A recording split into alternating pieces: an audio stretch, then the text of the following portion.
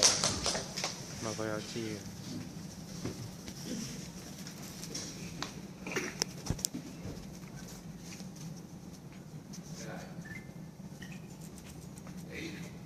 龍形魔條係龍形態嘅中級權種，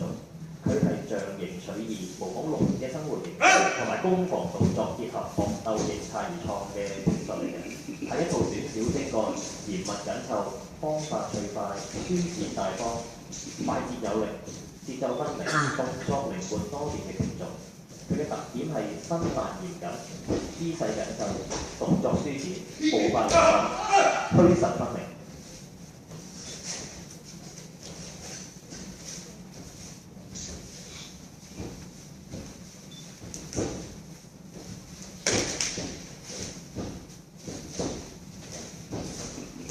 所以頭先提及嘅嗰五龍咧就係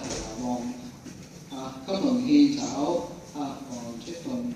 烏龍擺尾、青龍絞羽、